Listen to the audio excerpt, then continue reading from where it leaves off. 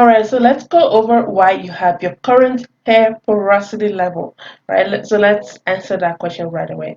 Alright, so what determines my hair porosity? I believe I covered it already in the previous lesson, right?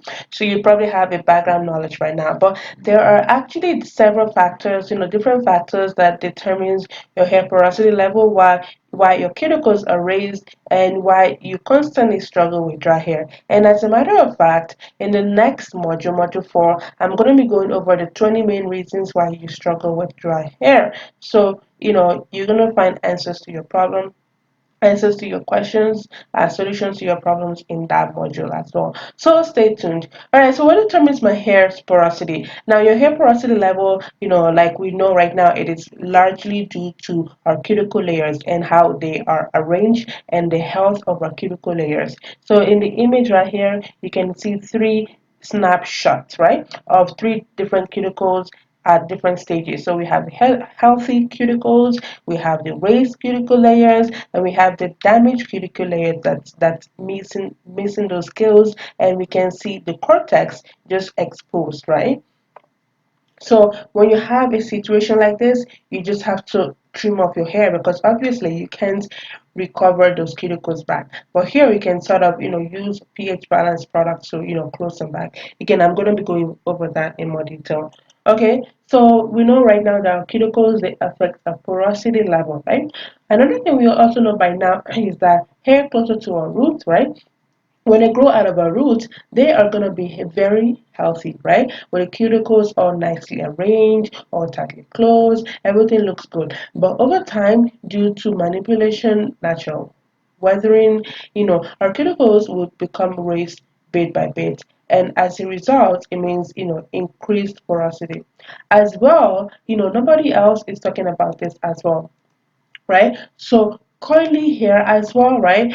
We tend to struggle a lot more with, with dry hair. So that's why for a lot of us, it can be very challenging to grow long hair because our hair feels dry. It breaks up very easily, right? So all right, so if you can take, different strands of hair and you run your fingers down, right? The type 1 hair, the type 2 hair, the type 3 hair, and the type 4 hair, you're gonna notice that for type 1, right, it'll feel smooth, right? It'll feel smooth, but then with type 4 hair, type 4C hair, it'll feel a little bit bumpy or rough, right? And it's just because our hair sometimes might not even feel dry, it just feels coily, right? So, and also, the cuticle layers on our, tightly coiled hair, might be a little bit more rough, right? Not as smooth and as nicely arranged as this, type 1 hair shaft that we are looking at here, right? Because if we take this hair shaft and you coil it, right? You coil it like this type person here. Obviously, that's going to have, a major effect on how the cuticles are arranged. Some of the cuticles might become chipped or raised, right? So that's why for some of us, we constantly struggle with high porosity hair. It's because our hair, it is so tightly coiled that, it affects the arrangement of the cuticle layers, and, the cuticle layers aren't as straight, right? As like the straight hair, right? Compare that to, type 3 hair and type 4 hair, right? So, just keep that in mind. Okay? All right, so just to wrap up, what we just learned right now about, how our cuticles affect our porosity level. So we know also that the cuticle, right, the multiple layers arranged like shingles on a roof, they protect the cortex, right, which, the cortex makes up about 85% of our hair shaft, right? They protect the cortex, and if you have medium to coarse hair, they also protect the medulla, right? But if the cuticles aren't in a nice, in a healthy condition, they are raised, they are chipped, and some are even missing, right? It means that, they cannot, protect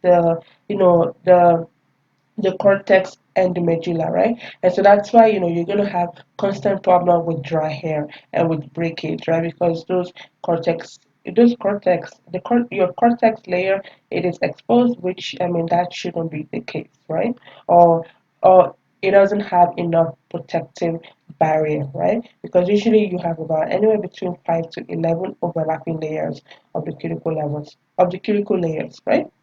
All right, so let's quickly wrap this up. So To wrap it up, we know that the raised cuticle layers, right? As you can see here, um, raised cuticle layers. It means that your cortex, if they aren't getting protected, no protection at all, and so and also raised cuticle layers means that moisture can go in very very very quickly, but moisture will also evaporate much faster. So that's why sometimes you can spend the whole day washing your hair using high quality product, and within like 2 hours or 3 hours your hair is dry all over again, and so you are just frustrated, like what's going on. So and in upcoming lessons, so the next lesson I'm going to share how to check your porosity level and a common sense method to actually checking your porosity level, and then in the lesson after that I'm going to be sharing how to close these cuticle layers down a little bit more, so you can lower your porosity level. Alright, so as usual, if you have any question, please leave it in the comment section below, or you can also send me an email. Alright, I'll see you in the next lesson.